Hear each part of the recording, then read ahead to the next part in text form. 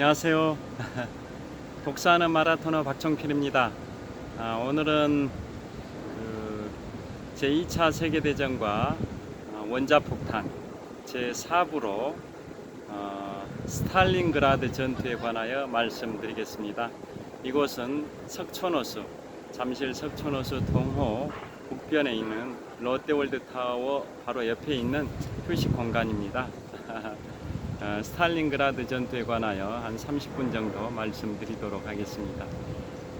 제2차 세계대전 하면은 크게 봤을 때 유럽 전선과 태평양 전선으로 구분할 수 있는데요.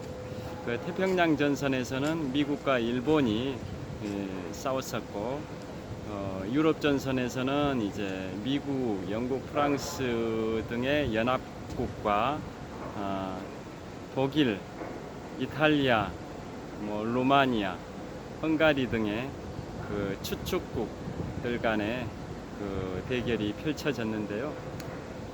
유럽 전선은 또 동부 전선과 또 서부 전선으로 구분을 할 수가 있습니다. 그래서 크게 봤을 때는 이제 제2차 세계대전은 태평양 전선과 유럽 전선의 동부 전선, 또 유럽 전선의 서부 전선으로 구분할 수 있습니다. 그래서 전쟁 초기에는 1939년 9월 1일에 독일이 폴란드를 침공하면서 제2차 세계대전이 발발이 됐는데요. 초기에는 독일이 파죽지세로 유럽의 대부분을 점령을 하고 이제 영국만 점령당하지 않은 그런 상황이었었는데요. 또 태평양 전선에서는 이제 일본이 미국을 상대로 1941년 12월 7일 미국의 하와이 진주만을 기습 폭격함으로써 태평양 전쟁이 발발이 됐고, 초기에는 일본이 우위를 점했었는데 나중에 이제 미드웨이 해전을 계기로 해서 전쟁의 주도권을 일본이 미국한테 넘겨주는 형국이 됐었다고 지난 시간에 말씀드린 바 있습니다. 그래서 초기 2차 세계대전의 초기 전황은 전체적으로 봤을 때는 미국, 영국, 프랑스 등의 연합국보다는 독일, 이탈리아, 일본 등의 추축국이 더 우세를 점했었는데, 세 개의 전투를 통해서 그게 이제 반전이 됩니다. 전세가 역전되는 그런 상황이 됩니다. 그래서 태평양 전선에서는 이제 1942년 6월 5일부터 6월 7일까지 단 3일간의 미드웨이 해전을 통해서 미국이 일본을 상대로 승리함으로써 전세가 역전돼서 그 이후에는 미국이 태평양 전쟁의 주도권을 쥐게 됐고요. 또 유럽 전선의 서부 전선에서는 지난번에 말씀드린 엘 알라메인 전투, 즉 북아프리카 전역에서 독일, 이탈리아 연합 추축국과 미국, 영국의 연합국 간의 이제 엘 알라메인 전투가 두 차례 걸쳐서 있었습니다. 제1차 엘 알라메인 전투는 1942년 7월 1일부터 7월 27일까지, 그리고 제2차 엘 알라메인 전투는 1942년 10월 23일부터 11월 4일까지 진행이 됐었는데요.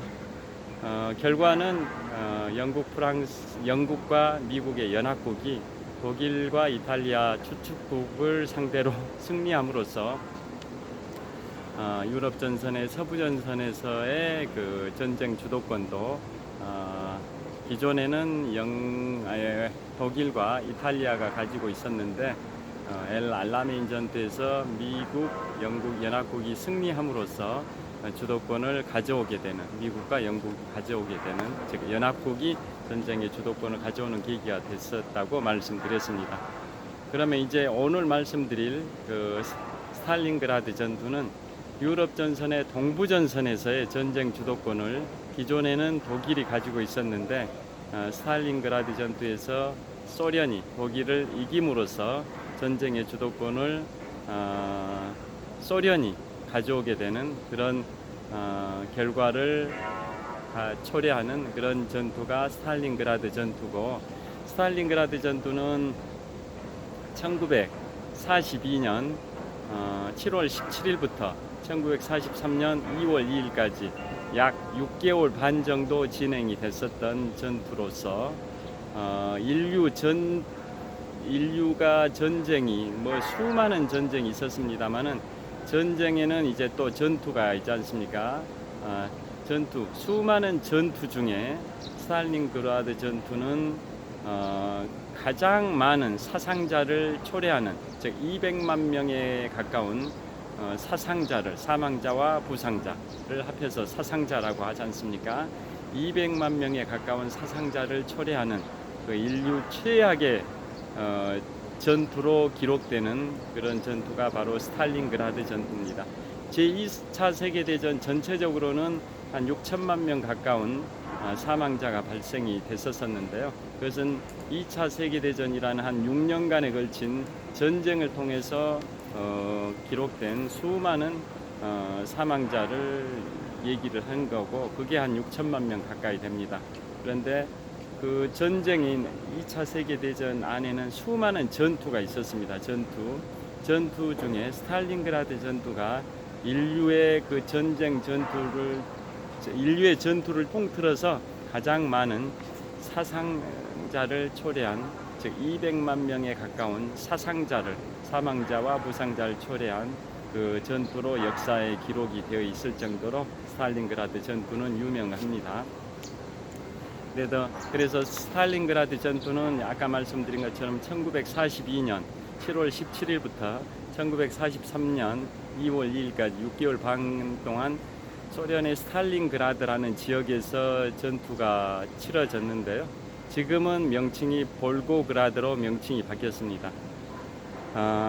그 전쟁의 이제 그 전 단계에서 제2차 세계대전이 발발된 것은 독일이 폴란드를 침공한 1939년 9월 1일인데요.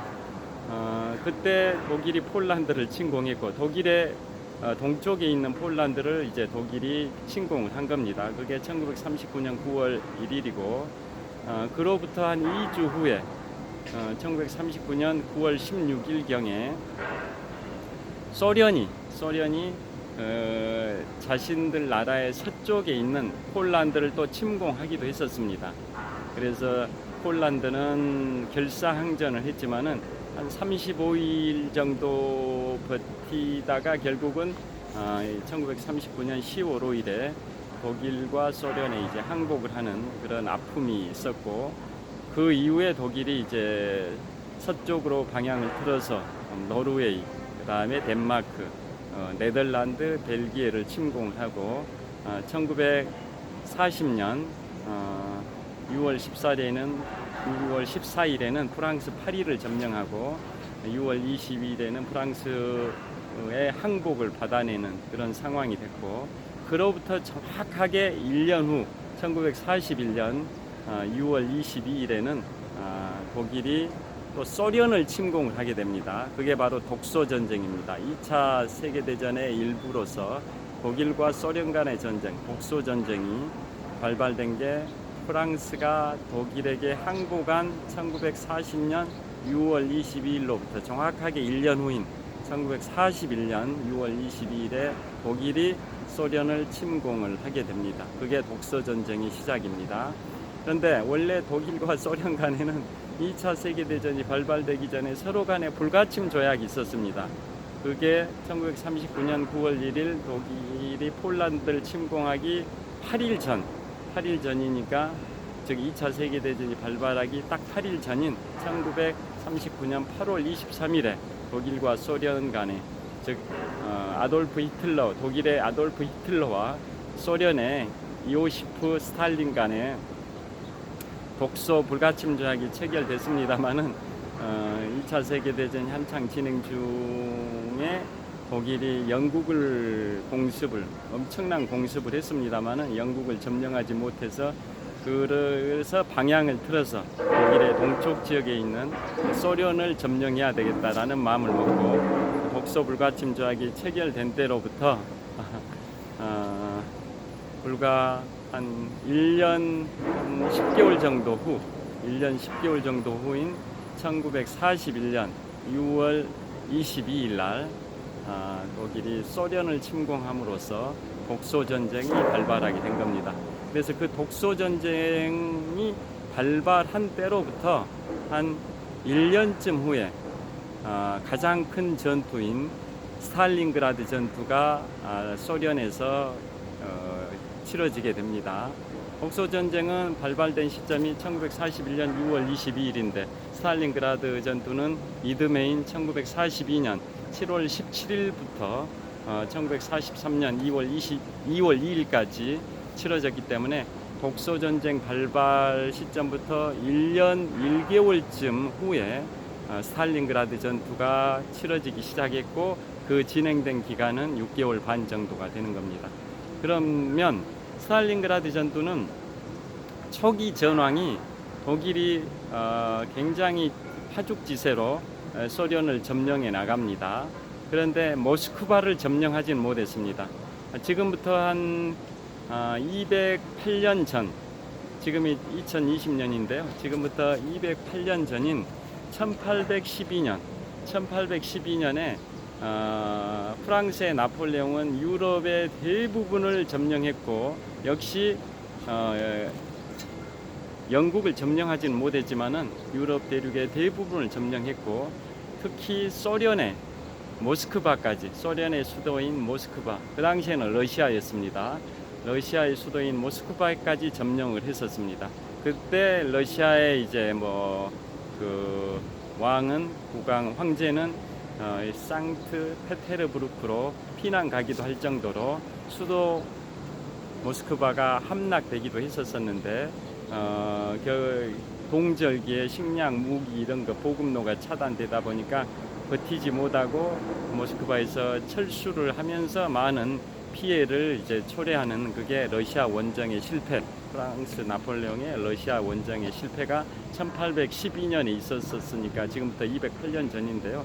그때 프랑스의 나폴레옹은 러시아 원정에 실패하긴 했지만 러시아의 수도 모스크바를 점령하긴 했었습니다. 그러나 지금부터 한 80년 전인 제2차 세계대전 때는 독일의 아돌프 히틀러는 러시아를 침공했지만, 즉 독소전쟁을 일으켰지만은 1941년 6월 22일에 독일이 소련을 침공함으로써 독소전쟁이 일어나긴 했지만은 독일의 히틀러는 소련의 수도인 모스크바를 점령하지 못했습니다. 그래서 차선책으로 스탈린그라드라도 점령을 해야 되겠다.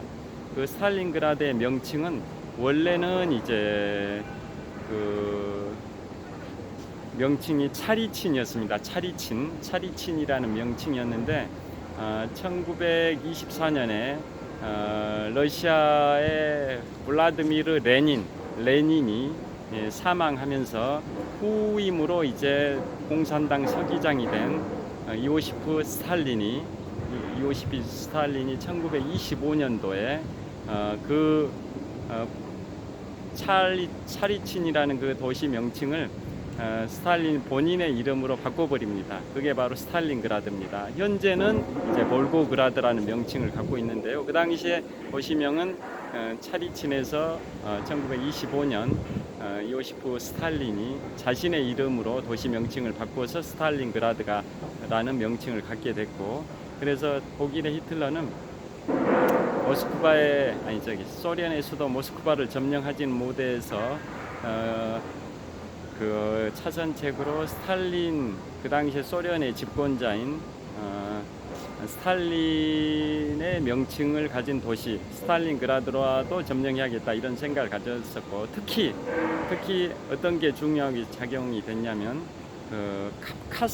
캅카스라는 유전지대가 있습니다. 유전지대, 이런 석유 원유가 채굴되는 캅카스라는 유전지대로 통하는 주요 원유의 공급로 상에 있었던 게 스탈린그라드입니다. 스탈린그라드라는 도시가 캅카스라는 유전지대의 주요 원유 공급로 상에 있었던 게 이제 스탈린그라드여 가지고, 스탈린그라드를 이제 점령하면은 원유 공급 조달을 원활하게 할 수 있겠다 이런 계산도 있었습니다. 그래서 스탈린그라드를 이제 포위를 쳐들어가서 침공을 하게 되는데요. 그 당시에 독일군의 병력이 독일 제6야전군이 투입됩니다. 제6야전군. 우리나라뿐만 아니라 다른 나라들도 이제 부대의 단위가 있습니다. 뭐 소대, 중대, 대대, 연대, 여단, 사단, 군단, 야전군, 그 다음에 집단군, 이렇게 부대의 그 규모에 따른 그 부대의 단위가 있는데요. 한 개 사단이면은 한 15,000명 정도 병력, 그 사단이 한 3개 정도가 모여서 하나의 군단을 이루고, 또 3개의 군단이 모여서 하나의 야전군을 이루고, 또 한 3개 정도 야전군이 모여가지고 집단군을 형성하는 뭐 이런 군대의 그 규모가 있는데요. 그 당시 제6야전군은 야전군이기 때문에 그 부대 단위가 통상 8만 명에서 20만 명으로 구성이 됩니다. 8만 명에서 20만 명 정도로.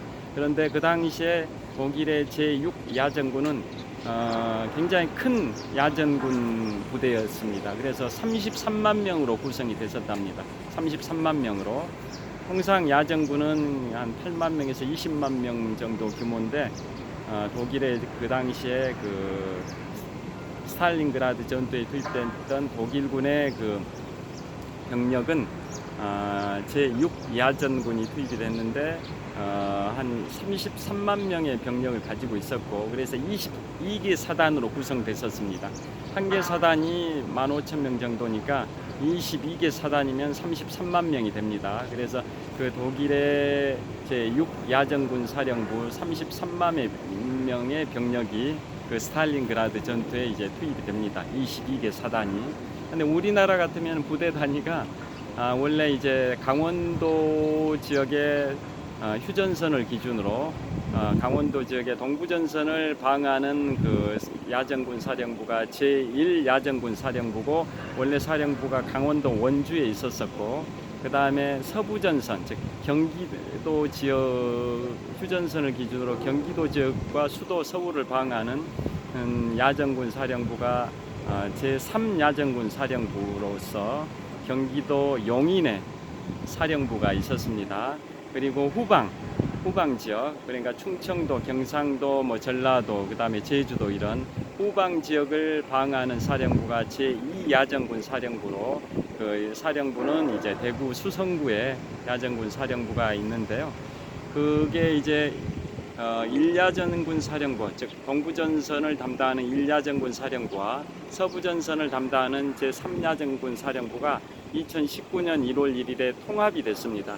통합이 돼서 지금은 명칭이 육군 지상작전사령부, 육군 지상작전사령부로 명칭이 바뀌었고, 그 원래 제3야전군 사령부가 있었던 경기도 용인시 처인구에 그 육군 지상작전사령부가 있습니다. 그래서 우리나라 육군의 병력이 한 45만 명 정도 되고, 해군하고 공군의 병력이 각각 5만 명 정도씩 되는데요.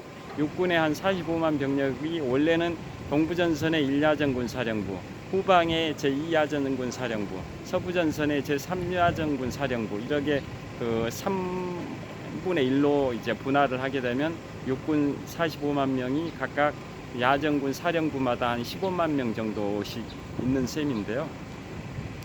그게 이제 동부전선의 1야전군 사령부와 서부전선의 제3야전군 사령부가 통합이 돼서 육군 지상작전사령부로 작년 1월 1일에 출범했다고 말씀드렸지 않습니까? 그래서 그건 이제 병력이 한 30만 명 정도로 좀 추산이 되고요.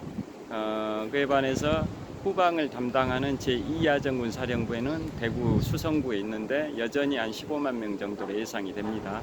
여하튼 우리나라도 1야전군 사령부와 제3야전군 사령부가 합해져 가지고 육군 지상작전사령부라는 그 메머드급 규모의 그 야전군 사령부가 이제 발족이 되다 보니까 규모가 한 30만 명 되듯이, 그 당시에 독일의 그 스탈린그라드 전투에 투입된 독일군의 이제 제6야전군 사령부도 병력이 한 33만 명, 즉 사단으로는 22개 사단이 투입이 됐고, 폭격기는 600대 정도가 투입이 됐습니다. 그래서 독일을 무차별 공습, 스탈린그라드를 융단 폭격을 했습니다. 그래서 초기에 이제 민간인만 하더라도 사망자가 4만여 명이 발생할 정도로 그 엄청난 피해가 소련한테 발생이 됐었습니다. 그런데 전쟁이 이제 장기전으로 가다 보니까 굉장히 힘들어졌습니다. 전쟁이 발발한 시점은 1942년 7월 17일 여름에 시작이 됐는데 소련이 결사항전의 각오로 엄청나게 항쟁을 하다 보니까 만만치 않은 전투가 된 겁니다. 그래서 지구전으로 흐르게 됐고, 그래서 독일은 그 스탈린그라드에서 이제 겨울을 보내게 된 겁니다.